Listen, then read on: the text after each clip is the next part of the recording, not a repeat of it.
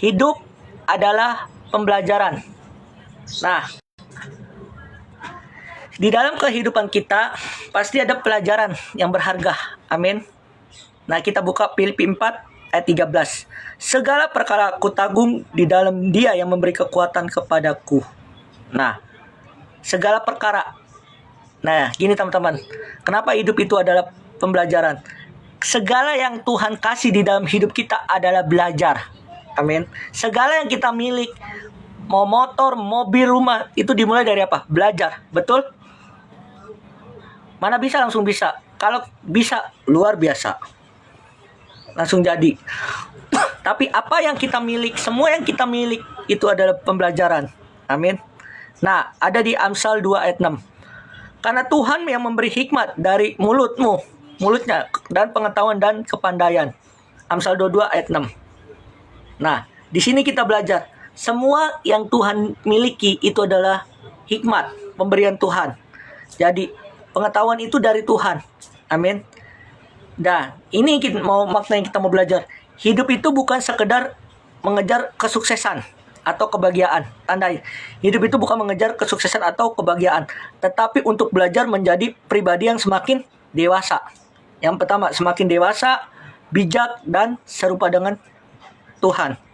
Amin. Setiap kejadian, baik suka maupun duka, adalah kelas kehidupan. Ingat, ada kelas kehidupan. Tuhan pakai untuk membentuk karakter kita. Ingat, setiap kejadian yang kita sekarang, yang kita miliki, maupun baik maupun duka, adalah kelas kehidupan. Amin. Tuhan pakai membentuk karakter kita dari kelas itu. Amin. Makanya ada sesi-sesinya. Amin. Nah, pelajaran yang kita temukan di hidup, pelajaran yang kita mau temukan dalam hidup adalah, yang pertama kita mau bilang, Lisa buka kamera. Yang pertama mau kita buka, belajar untuk sabar. Karena tidak semua hal datang secepat kita mau. Ingat, semua itu tidak akan secepat kita mau. Yang kita butuhkan cepat, instan. Tidak. Proses, bilang proses. Jadi hidup itu belajar untuk sabar. Yang pertama, karena tidak semua hal datang secepat yang kita mau. Artinya segala yang kita miliki proses, nggak langsung instan. Proses demi proses. Amin. Itu yang pertama. Tidak cepat, tidak instan, tapi proses. Bilang proses. Yang kedua, Tuhan sedang mengajarkan kita untuk menunggu dengan iman. Nah, kita harus menunggu dengan iman. Percaya. Amin. Itu yang pertama, belajar untuk sabar. Yang kedua, belajar untuk taat. Kadang kehendak Tuhan tidak sesuai dengan keinginan kita, tapi selalu membawa hasil yang terbaik. Nah, kehendak Tuhan itu tidak sesuai dengan apa yang kita butuhkan, tidak yang kita inginkan, tapi hasilnya yang terbaik. Amin. Kadang-kadang kita mau hasil yang terbaik, tapi bukan sesuai dengan kehendak Tuhan. Amin. Jadi kita mau belajar sore ini bahwa kita butuh hidup itu ada pembelajaran. Amin. Kita harus belajar untuk taat. Amin. Ketaatan membawa kita kebahagiaan, hasil yang terbaik. Amin. Yang ketiga, mau kita belajar untuk mengampuni. Nah, pengampunan, kita mau belajar pengampunan. Pengampunan itu bibar kata gini, luka hati bisa jadi tempat Tuhan mengajarkan kasih untuk mengampuni. Nah, kita harus belajar mengampuni. Luka hati apapun kita harus belajar. Amin. Supaya kenapa? Supaya kita berhasil. Amin. Yang keempat, kita harus belajar namanya untuk bersyukur.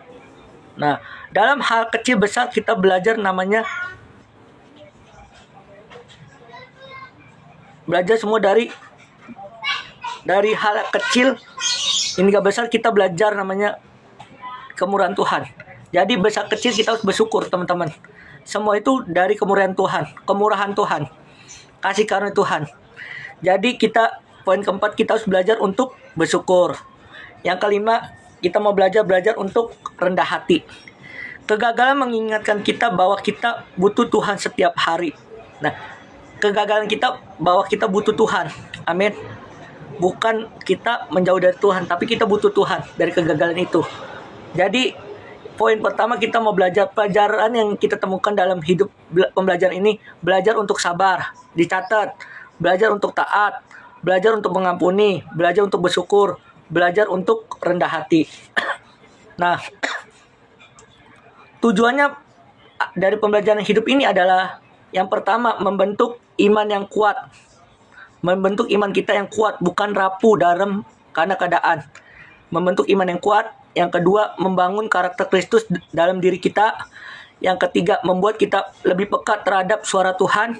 Yang keempat, menjadikan hidup bermakna dan menjadi berkat. Ayat pendukungnya Roma 8 ayat 28. Allah turut bekerja dalam segala sesuatu mendatangkan kebaik bagi mereka yang mengasihi Dia. Bagi yang mengasihi Dia, mengasihi Tuhan. Jadi hidup itu ada pembelajaran. Jadi setiap yang Tuhan ajarkan itu penuh dengan makna dan tujuannya. Amsal 3 ayat 11 dan 12. Tuhan mengajarkan orang yang dikasih seperti seorang ayah mengajarkan anaknya yang disayangi. Tuhan mengasihi kita, Dia mengajarkan kita supaya kita lebih bertumbuh lagi. Amin. Mazmur 32 ayat 8. Aku hendak mengajar dan menunjukkan kepadamu jalan yang harus kau tempuh. Kita harus tempuh. Jadi setiap proses pembelajaran itu bukan Tuhan tidak sayang sama kalian. Tapi dari pembelajaran itu supaya kalian bertumbuh secara iman, secara roh. Amin. Intinya, hidup itu ada sebuah pelajaran. Jadi setiap pelajaran yang Tuhan kasih penuh dengan makna dan penuh dengan arti. Tuhan memberkati.